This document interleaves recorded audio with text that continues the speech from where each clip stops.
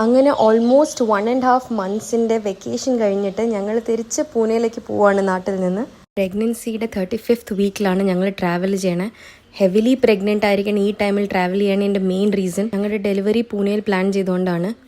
Last 1.5 months മാറ്റി വെച്ചാൽ ഞങ്ങളുടെ എല്ലാ ചെക്കപ്പും സ്കാനും എല്ലാം പൂനെയിൽ ഞങ്ങൾ കാണിച്ചുകൊണ്ടിരുന്ന ഹോസ്പിറ്റലിലായിരുന്നു. പൂനെയിലുള്ള ഡോക്ടറിന് നമ്മുടെ ഹിസ്റ്ററിയും നമ്മളെപ്പറ്റി എല്ലാം അറിയണ കാരണവും ആ കംഫർട്ട് ലെവൽ ഓർത്തിട്ടാണ് ഞങ്ങൾ ഡെലിവറി പൂനെയിൽ തന്നെ പ്ലാൻ ചെയ്തത്. ഫിറ്റ് ടു ഫ്ലൈ സർട്ടിഫിക്കറ്റ് ഉണ്ടെങ്കിൽ മാത്രമേ നമ്മളെ എയർലൈൻസ് 35 weeks വരെ ഫ്ലൈ ചെയ്യാൻ സമ്മതിക്കുള്ളൂ. ചെക്ക് ഇൻ ചെയ്ത് ബോർഡിംഗ് പാസ് കയ്യിൽ കിട്ടുന്നവരെ ഞങ്ങൾ രണ്ടാൾക്കും നല്ല ടെൻഷനായിരുന്നു ഞങ്ങളെ ഫ്ലൈ ചെയ്യാൻ അലൗ ചെയ്യുമെന്ന്. ബട്ട് വിത്ത് ഗോഡ്സ് ഗ്രേസ് എല്ലാം ഓക്കെ ആയിരുന്നു.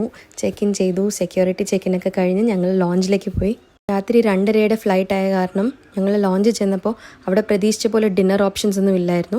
കുറച്ച് ലൈറ്റായിട്ടുള്ള ഫുഡ് ഐറ്റംസ് മാത്രമേ ഉണ്ടായിരുന്നുള്ളൂ. ഞാൻ ചിക്കൻ സാൻഡ്വിച്ചും കുറച്ച് ഫ്രൂട്ട്സും മുട്ടയെടുത്തു. മിഥുൻ അതിൻ്റെ ഒപ്പം ഇഡ്ലിയും സാമ്പാറും കൂടി എടുത്തു. പിന്നെ ഫുഡൊക്കെ കഴിച്ച് ഞങ്ങൾ ഫ്ലൈറ്റിൽ കയറി ഫൈനലി. ഇനി പൂനെ ചെന്നിട്ട് കാണാം. Okay, by.